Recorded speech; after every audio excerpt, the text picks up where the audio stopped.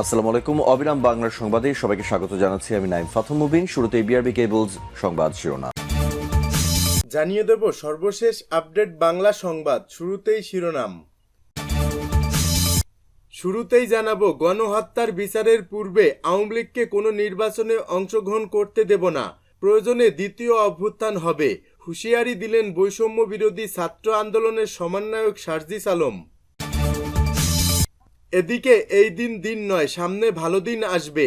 আদালতে আওয়ামী লীগের প্রেসিডিয়াম সদস্য ও সাবেক খাদ্যমন্ত্রী অ্যাডভোকেট কামরুল ইসলাম।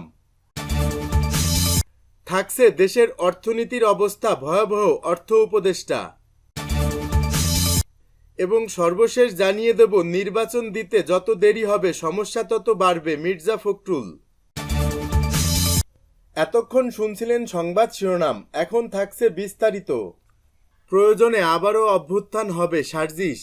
ক্ষমতাচ্যুত স্বৈরাচারের দল আওয়ামী লীগ আগামী নির্বাচনে অংশগ্রহণ করবে কিনা এমন প্রশ্ন নিয়ে ফের শুরু হয়েছে আলোচনা সমালোচনা।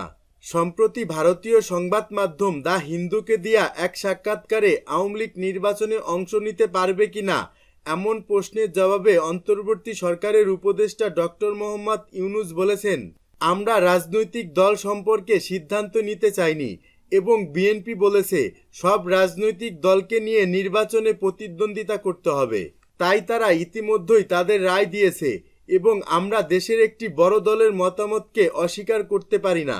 এ বক্তব্যের পরেই শুরু হয় আলোচনা সমালোচনা। এবার বিষয়টি নিয়ে ফেসবুকে পোস্ট করেছেন বৈষম্য বিরোধী ছাত্র আন্দোলনের সমন্বয়ক সার্জিস আলম।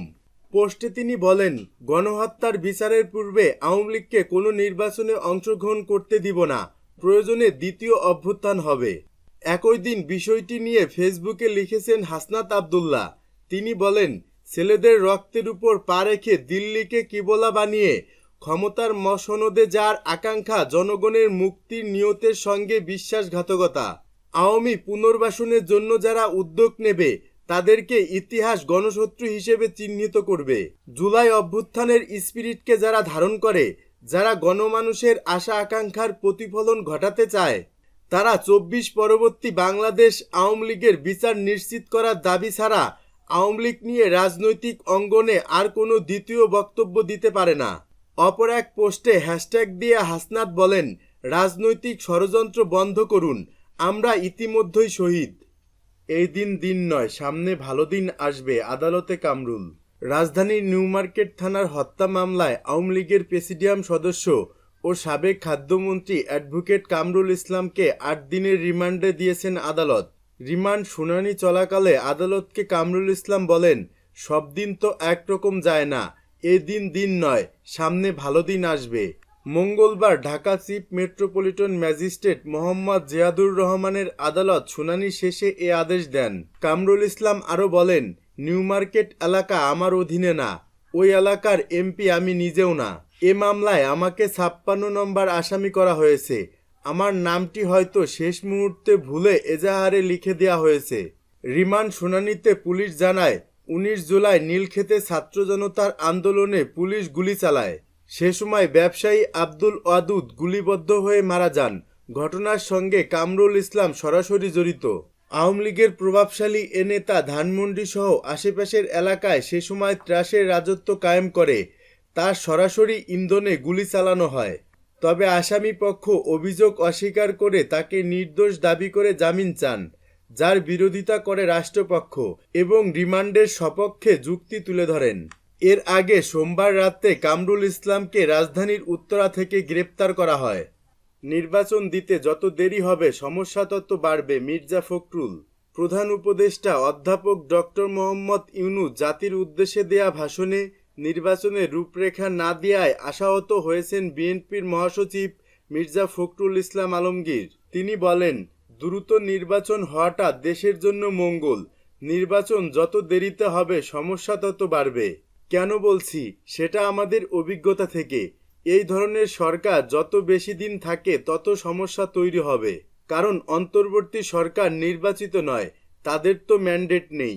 এর পেছনের শক্তিটা কোথায়? এজন্য এ সরকারকে চিন্তা করতে হবে যে প্রয়োজনীয় সংস্কারগুলো নিয়ে আমরা কথা বলছি সেগুলো যৌক্তিক সময়ের মধ্যে করতে হবে। এমন সময় যেন না নেন যে সময় নিতে গেলে জনগণের মধ্যে ভ্রান্ত ধারণা সৃষ্টি হবে যে আপনি ক্ষমতায় থেকে যেতে চাইছেন, কারণ সেসব অভিজ্ঞতা আমাদের আছে। অন 11-এর সময়ে ফখরুদ্দিন মঈনুদ্দিনের সরকার কিংস পার্টি করার চেষ্টা করেছিল, ক্ষমতায় থেকে দল করবে, মানুষ সেটা মেনে নেয়নি, তারা নির্বাচন দিয়ে পালিয়েছিল। এ সময় গত 1.5 দশকের গণতান্ত্রিক আন্দোলনকে পূর্ণতা দেওয়ার জন্য শিক্ষার্থীদের কর্মকাণ্ডের ভূয়সী প্রশংসা ও কৃতজ্ঞতা প্রকাশ করেন বিএনপি মহাসচিব। তিনি বলেন, বিএনপি 15 বছর ধরে আন্দোলন করলেও শেষ গোলটা করেছে শিক্ষার্থীরা। তারা স্ট্রাইকার, বুক পেতে গুলি নিয়েছে তরুণ ভ্যানগার্ডরা। ছাত্রদের সঙ্গে কখনোই দূরত্ব সৃষ্টি করা যাবে না। দ্রুত জাতীয় নির্বাচন ও সংস্কার ইস্যুতে মির্জা ফখরুল বলেন, ছাত্ররা অনেকে দ্রুত জাতীয় নির্বাচন ও সংস্কার ইস্যুতে মির্জা ফখরুল বলেন, ছাত্ররা অনেকে অনেক কথা বলবে। আমরা হিসেবি, তাই অভিজ্ঞতা থেকে বলছি, দ্রুত নির্বাচন জাতির জন্য জরুরি, কারণ এটা তো নির্বাচিত সরকার নয়। সংস্কারের কথা বিএনপিও বলেছে, অবশ্যই সংস্কার চাই, সেটা যৌক্তিক সময়ে হতে হবে। এসব না করতে পারলে সমাজ পরিবর্তন করা যাবে না। দেশের রাজনৈতিক পট পরিবর্তনের এই সময়ে সবাইকে সতর্ক থাকার প্রতিও গুরুত্ব আরোপ করেন বিএনপি মহাসচিব। তিনি বলেন, এমন কাজ করা যাবে না যা আমাদের দেশকে অস্থিরতার দিকে নিয়ে যাবে। বিএনপি মহাসচিব বলেন, আমাদের প্রধান উপদেষ্টা কালকে 100 দিনের পূর্তিতে একটা ভাষণ দিয়েছেন। ভালো হয়েছে, অনেকে আশান্বিত হয়েছেন, আমি একটু আশাহত হয়েছি। আশা করেছিলাম প্রধান উপদেষ্টা তার সব প্রজ্ঞা দিয়ে সমস্যাটা চিহ্নিত করে নির্বাচনের জন্য একটা রূপরেখা দেবেন। তিনি বলেন, কেন নির্বাচনের কথা বারবার বলছি, কারণ নির্বাচন দিলে আমাদের অর্ধেক সমস্যা সমাধান হয়ে যাবে। বিএনপি ক্ষমতায় যাক না যাক সেটা বিষয় নয়। আজকে যারা বাংলাদেশের ক্ষতি করতে চাচ্ছে, স্থিতিশীলতা নষ্ট করতে চাচ্ছে, বাংলাদেশকে সংঘাতের দিকে নিয়ে যেতে চাচ্ছে, নির্বাচনের একটা রূপরেখা দিলে তারা পিছিয়ে যেতে বাধ্য হবে, কারণ ওই সরকারের পেছনে জনগণের সমর্থন থাকবে। এই বিষয়ে আমাদের চিন্তা করতে হবে। সংস্কার প্রসঙ্গে মির্জা ফখরুল আরও বলেন, সংস্কার আমরা শুধু চাই না, আমরা এটা শুরু করেছি। আপনাদের কাছে অনুরোধ, যেভাবে এগুলো সুন্দর হয়, গ্রহণযোগ্য হয়, সেভাবে আপনারা এগিয়ে যান। আমরা এখন পর্যন্ত কোনো বাধার সৃষ্টি করিনি, বরং প্রতিটি ক্ষেত্রে আপনাদের সমর্থন দিচ্ছি। যদিও সচিবালয়ে স্বৈরাচারের ও ফ্যাসিবাদের দোসররা বসে আছেন, আপনি তাদের নিয়ে কিভাবে কাজ করবেন? প্রশাসনের কথা উল্লেখ করে বিএনপির মহাসচিব বলেন, আপনি সংস্কার করবেন। আমলারা যারা বসে আছেন তারা বেশিরভাগই স্বৈরাচারের দোসর। তারা কোটি কোটি টাকা আয় করেছেন, দুর্নীতি করেছেন। তাদের বিরুদ্ধে সেভাবে ব্যবস্থা নিতে দেখি না। এগুলো একটু দৃশ্যমান করুন, সব দিকে খেয়াল রাখতে হবে।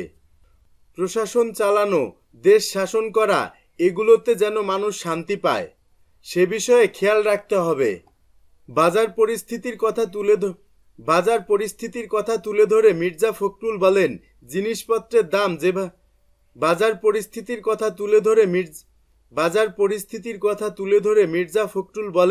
জিনিসপত্রের দাম যেভাবে বেড়েছে, শান্তি পাওয়ার কোনো কারণ নেই। তাও তো মানুষ মেনে নিচ্ছে, কারণ আপনারা একটা সুন্দর নির্বাচন দেবেন। কাজেই ওটাকে দৃশ্যমান করুন, ব্যবস্থা নিন। বাজারের সিন্ডিকেটকে ভাঙতে পারেন বা না পারেন, চেষ্টা করুন, ব্যবস্থা নিতে হবে। সচিবালয়ে যদি ঘুষ দিতে হয়, সচিবালয়ে গিয়ে যদি মানুষ দেখে সেই দালালরাই ঘোরাঘুরি করছে, মানুষ তা কখনো ভালো চোখে দেখবে না। তিনি বলেন, আমি বিশ্বাস করি এ সরকার পারবে, বাংলাদেশের মানুষ পারবে এবং তরুণরা পারবে একটি সুন্দর বাংলাদেশ গড়তে।